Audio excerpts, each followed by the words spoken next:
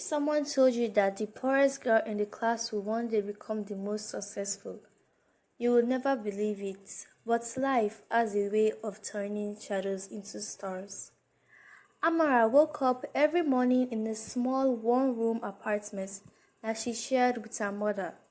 The building stood at the very edge of the city, squeezed between a noisy mechanic workshop and a dusty market filled with shouting traders.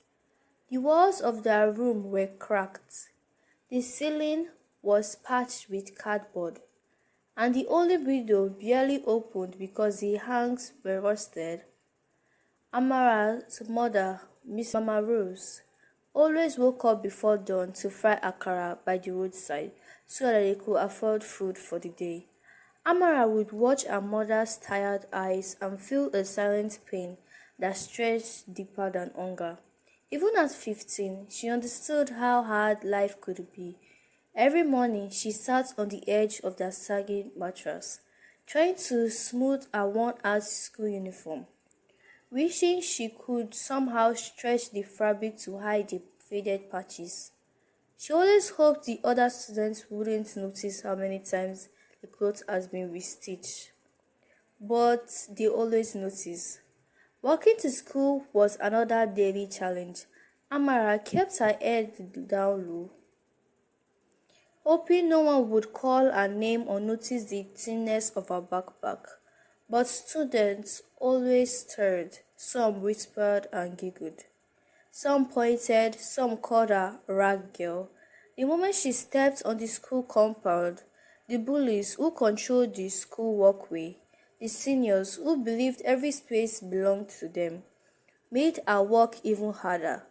They would block her pattern, ask her why she wore the same uniform for 5 years, or why her shoe looked older than her ancestors.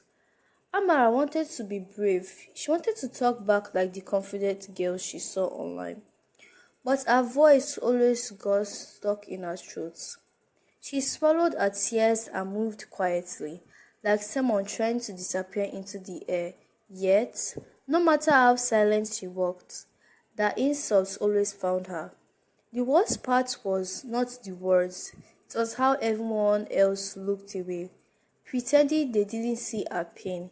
It made Amara feel invisible, as if she were living in a world where nobody wanted her, nobody cared, and nobody believed she could ever become more than a poor student, bullied girl in a torn uniform. Amara's classroom was no better than the walkway. Every morning she entered the same silent prayer. Please, let today be peaceful. Please, let no one notice me.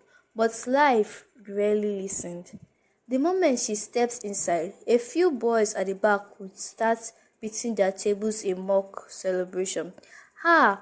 Raw girl has arrived. One of them would shout loudly, making the whole class laugh. Amara would try to take a seat quietly, but the laughter felt like heavy stones thrown at her. Even the students who never bullied her still watched her with a strange mixture of pity and amusement, as if she were living a reminder of everything they didn't want to become. The teachers were not cruel, but they didn't help either. They praised the rich kid for every small success and always assumed Amara was just an average student because she never spoke. But she wasn't average, not even close. Inside Amara's heart was a fire that nobody knew about. She loved reading, learning, and most especially, she loved creating things with her hands. When she was alone at home, she would use scraps of wires, broken beads from the market, and colorful thread to make bracelets, hairpins, and tiny heart pieces. She didn't have gadgets or fancy materials, but she had an imagination, and that was something bullies couldn't take away. Still, there were moments when the weight of everything became too hard for her small shoulders. One rainy afternoon, after a senior girl had thrown her books into a puddle for fun, Amara sat under the school staircase and cried quietly. She pressed her palms against her eyes, trying to stop the tears, but they kept falling. She wondered why the world was so unfair. Why some kids were born into comfort while she had to fight just to survive the day.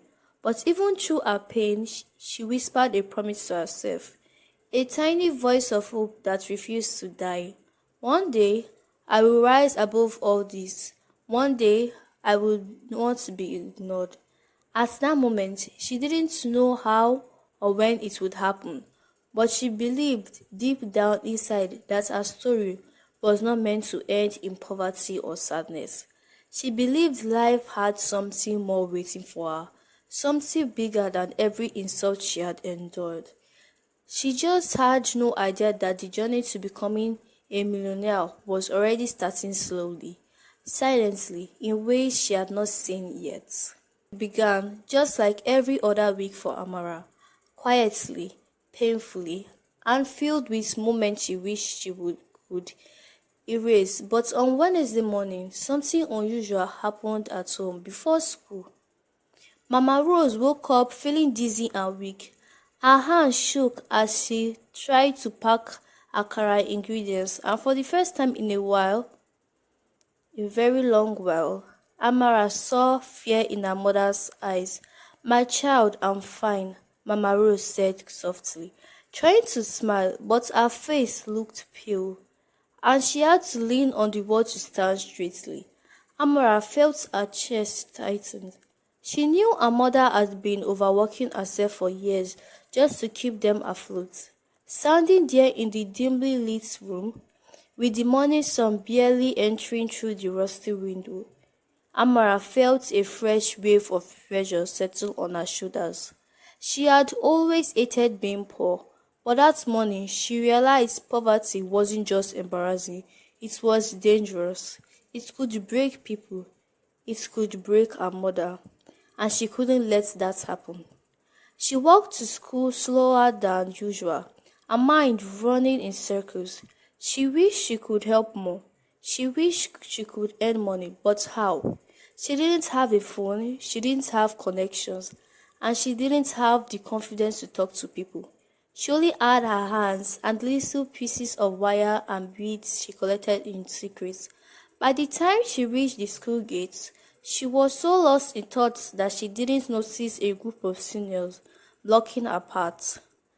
Before she could react, one of the girls snatched a tiny handmade bracelet from her wrist, an orange and gold piece she had created that night before. "What's this rubbish?" the girl asked mockingly, holding it up as the others laughed. Amara reached out timidly and whispered, "Please give it back," but the senior girl smirked and tossed it toward the trash can. The bracelet didn't fall inside. Instead, it landed by the feet of a woman standing nearby. A woman Amara had never seen before. She was a tourist visiting the school for a cultural program. She picked up the bracelet gently, studied it closely, then looked up at Amara with bright, curious eyes. "Did you make this?" she asked. Amara froze. No one had ever asked her that. No one had ever cared. With a trembling voice, she nodded, and in that moment, right there at the school gate, the first spark of her new life quietly appeared. What happened next felt like a scene Amara had only seen in movies. The tourist woman who introduced her as Mrs. Lear smiled warmly and said, "This is beautiful work. You have talent." Amara's eyes beat so loudly she could hear it in her ears. Nobody had ever praised anything she made, not her classmates, not the teachers, not even strangers passing by. Mrs. Leah didn't stop there. She wore the bracelet immediately and even asked if Amara had more design. "I'll make them at home," she whispered, her voice very audible. "But I don't really sell them." The senior girls who had mocked her froze, speechless for once. as they watched the foreign woman admire the very thing they are just trying to trash away. Mrs. Leah took out a small camera and asked, "May I take a photo of this bracelet and post it online? I want people to see your creativity." Amara wasn't sure what that meant exactly, but she nodded shyly. Mrs. Leah snapped the photo, thanked her again, and even pressed a small amount of money, more than Amara had ever received at once, in her hands as she left. The rest of the school day felt different. People still stared at Amara, but this time the looks were confused, curious. The bullies didn't call her names, they simply watched her, as if they sensed something had shifted in the air. But Amara didn't focus on them. All she could think about was Miss Leah and the strange, warm hope spreading inside her chest. When she got home that evening, Mama Rose noticed the small envelope of money and asked where it came from. Amara explained everything: how her bracelet had caught someone's eyes, how the woman had praised her work, how she had taken pictures to post online. Mama Rose listened with tears in her eyes. "My child, maybe your gift will open doors we never imagined," she whispered softly. That night, Amara stayed awake longer than usual. She stared at her box of small craft materials under the bed and felt something powerful grow inside her, something she could have never truly felt before: possibility. She didn't know exactly what Mrs. Leah's post would lead to. She didn't know if anything would change immediately, but for the first time in her life, she went to bed believing that maybe, just maybe, her hands could build a future big enough to rescue her and her mother from the life that tried so hard to break them. The next morning, Amara walked to school with the same slow steps as usual, but inside her heart, something felt different, like a tiny flame growing quietly in the darkness. She still wore her faded uniform, still carried her old backpack, and the road to school was still dusty and noisy. Nothing around her had changed. Yet the memory of Mrs. Leah's warm smile played over and over in her mind. She didn't know how powerful the woman's online post was becoming. She didn't know thousands of people were already liking, commenting, and sharing the photo of her handmade bracelet. She didn't know her name. Amara, the young creator from Nigeria, was spreading across the internet. But change was coming. It was moving toward her like a rising sun she couldn't see yet. As she stepped into the school compound, she immediately felt eyes on her. Normally, people looked at her with mockery, but today the looks were different. The senior girl who had thrown her bracelet away into the dirt no longer smirked when she saw her. Instead, she blinked awkwardly and turned away. Some classmates whispered, "Is that the girl from the post?" Another boy leaned forward and said, "I think so." Someone said she made the bracelet everyone is talking about online. Amara froze. Online. Everyone. She didn't even have a phone, so the idea felt unreal. She tried to walk quietly to class, but she could feel the strange shift in the atmosphere. It was like she was no longer invisible. People were noticing her, but not in the cruel way she used to. When she sat down at her desk, her seatmate leaned closer and said softly, "Amara, your bracelet is trending. My sister showed me the post. People love it." Amara's breath caught. She stared at him, speechless, as if her mind needed time to understand the words. All she could manage was a quiet "thank you." At break time, while Amara was sitting under her usual mango tree, the school secretary approached her with a message. "There's someone waiting for you at the office." Amara panicked for a moment. Had she done something wrong? Was she in trouble? But when she reached the office, her whole world changed in a single moment. Mrs. Leah stood there again, with her phone in her hand, Smiling as brightly as the morning sun. Amara, she said gently. My post is going viral. Over 50,000 people had reacted to it in less than a day. Many are asking where they can buy your bracelet. Amara felt Amara felt her knees weaken. She had never imagined such a thing. Her fingers trembled as she whispered, "Are you serious?" Mrs. Leah nodded, very serious. "And I came to tell you something important. If you're willing, I can help you set a small online page so people can place orders. You don't need a phone right away. I can help you manage it until you're ready." Amara didn't know whether to cry or smile. Her voice shook when she said, I I want to try." Miss Leah reached into her bag and brought out a small kit of craft material. Beautiful beads, thin wires, tiny charms, and colorful strings. "These are for you," she said. "People love your creativity. They're waiting to see more." Amara held the bag with both hands as if they were the most precious thing in the world. At that moment, she felt something she had never truly felt in her entire life. Belief. Someone believed in her. Someone saw her potential. Someone was willing to stand beside her and hold a door open for her to walk through. As she left the office with the materials pressed against her chest, the bullies watched her silently from a distance. They didn't mock her this time. They didn't laugh. They just stared because even they could sense it.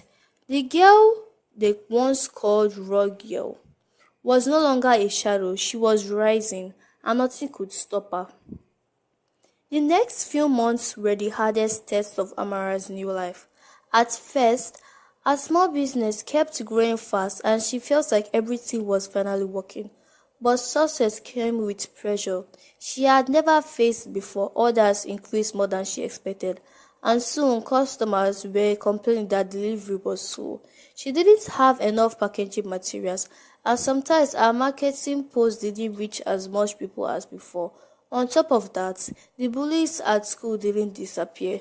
They became even more jealous. A girl named Sandra started spreading a rumor that Amara stole online business ideas from someone online. Even though the rumor wasn't true, some students believed it. For the first time in months, Amara felt the heavy, familiar fear return to her chest. It felt like everything she built could collapse at any moment. And nights became long because she stayed up packing orders, checking messages, and doing her homework. Her mornings were stressful because she had to walk into school knowing people were whispering about her. One afternoon, after a stressful day, she sat behind her shop with her head down. Everything felt too much. She didn't have the right equipment to make production faster. She didn't have anyone to help her. Then the shop owner came outside and saw her looking exhausted. He sat beside her and asked, "Amara, what is happening?" She hesitated but explained everything. How she wanted to grow, how she felt overwhelmed, and how the rumors hurt her. The man listened quietly and said something she never forgot. "People always throw stones at fruit trees. It means you are already producing something valuable." His voice was calm and sure. "You don't need a perfect start. You just need consistency." For the first time that week, Amara breathed deeply. He showed her small tricks to package faster, helped her contact a supplier for cheap materials, and even allowed her to use a small storage space behind a shop. She felt seen. She felt supported. It reminded her that even if the world tried to break her, there were still hands willing to hold her up. And so she wiped her tears, thanked him, and promised herself she wouldn't let her fear pull her back to where she used to be. With the new support, Amara began to rebuild her pace. The first step she took was improving her delivery system. She created small labels, organized her materials neatly, and made a schedule for packaging. She also reached out to a small logistic rider who agreed to give her student-friendly prices as long as she brought consistent orders. This change alone made her business more professional. On social media, she noted her engagement was dropping, so she studied other sellers, not to copy them, but to understand what worked. She learned how to make short videos, how to photograph her products using sunlight, and how to speak confidently on camera. Her first video, shot with shaky hands, unexpectedly went viral overnight. By morning, she had hundreds of messages and orders. The rumors Sandra spread suddenly disappeared like smoke. Nobody cared anymore. People only cared about the girl whose products were everywhere online. Teachers even started using her success as an example during assembly. But with the rise came another challenge. Big stories started noticing her brand, and some demanded she supply them in large quantities. She wanted to accept, but she feared she couldn't produce enough. Still, she didn't want to lose opportunities. So she told them she needed time. It wasn't a no, it wasn't a yes. It was a determined maybe. Then something unexpected happened. Her class teacher called her aside and asked if she could speak at a small youth seminar about turning pain into purpose. Amara froze. She wasn't used to speaking in front of people. She was still the same girl who used to sit alone at lunch. But now, she had a business with customers waiting.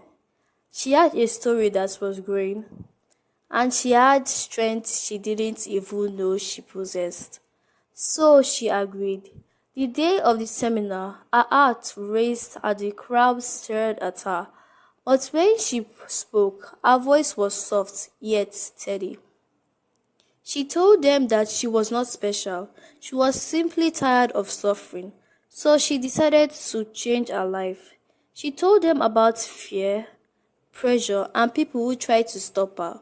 When she finished, the room was silent for a moment before everyone clapped. Someone even said her story made them believe they could start something too. That night, Amara walked home with the soft glow of pride in her chest. She had broken walls she once thought were impossible to break, and even though she now knew success came with challenges, she also knew she was strong enough to face them one step at a time. Amara's life began to transform in ways she had only dreamt about. After the youth seminar, people started recognizing her in school and outside. Some asked for pictures, others wanted advice, and a few simply said her story helped them keep going. The love she received surprised her because she was once the girl everyone ignored. Her business kept growing, and soon the big stores she delayed finally reached out again, ready to work with her. This time she didn't hesitate. She told them she was prepared. With the money she had saved, she invested in better tools, cutters, packaging stand, storage boxes and materials in bulks. She had hired two neighbor girls who wanted to earn extra cash after school. For the first time ever, she wasn't doing everything alone. She had a team, she had a system. She was becoming a real business owner, not just a teenager selling something online. But with success came another silent battle. Her schedule became tighter and she suddenly had more responsibilities. She found herself switching between schoolwork, business calls, customer messages, and supervising products. Some nights she felt slept late, not because of anxiety this time, but because she was building something bigger than herself.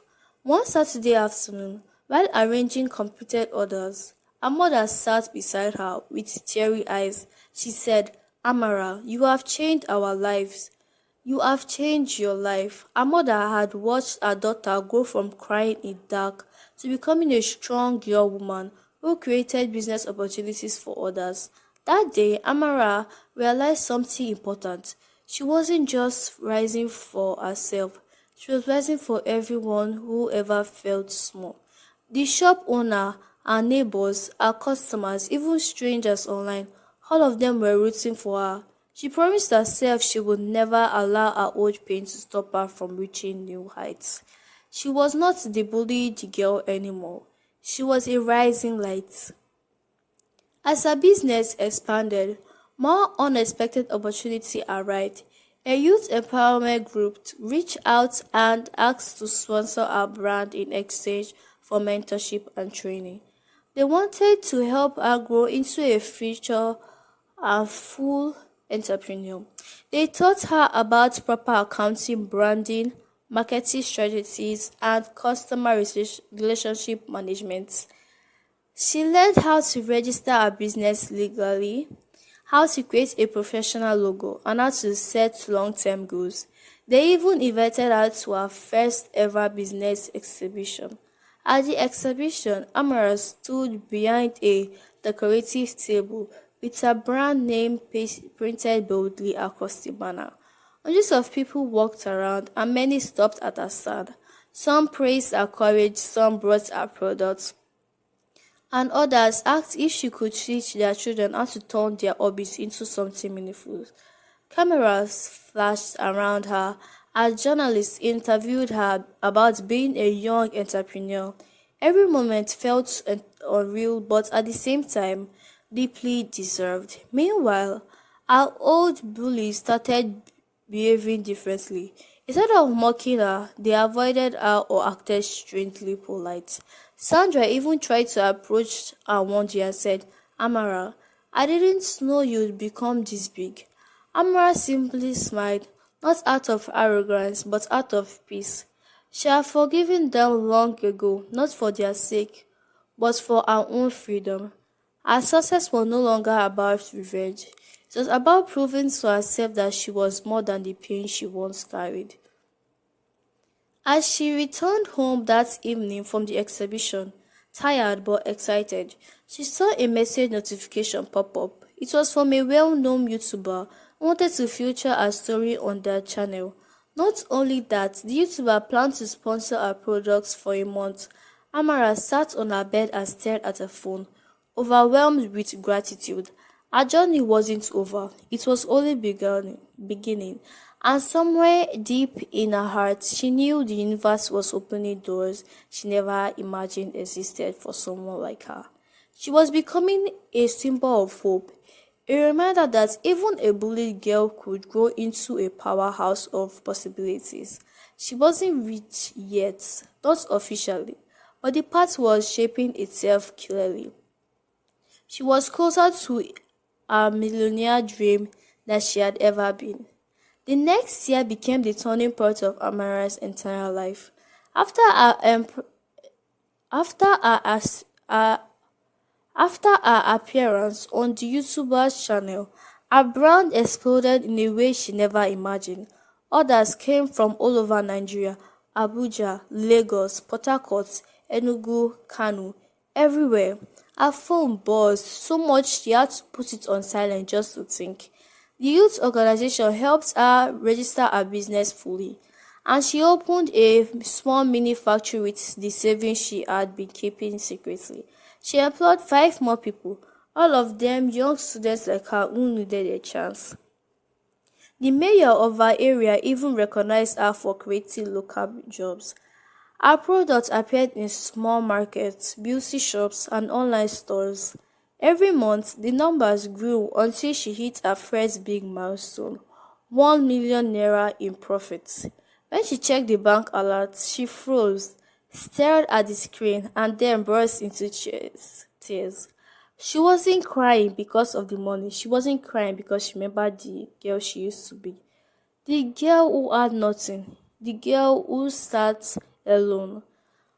The girl who begged life to give her one good moment, and now here she was, standing in her own office with workers depending on her, customers praising her, and opportunities multiplying.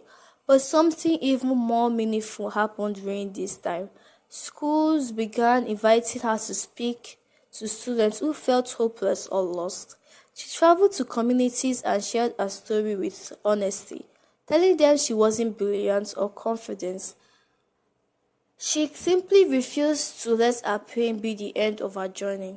She told them how she started with nothing but a borrowed table and a tiny bag of materials. She told them about the bullying, the fear, and the day she wanted to give up. And each time she finished speaking, she saw something magical. Students stood up straighter, their eyes shining with a new kind of belief.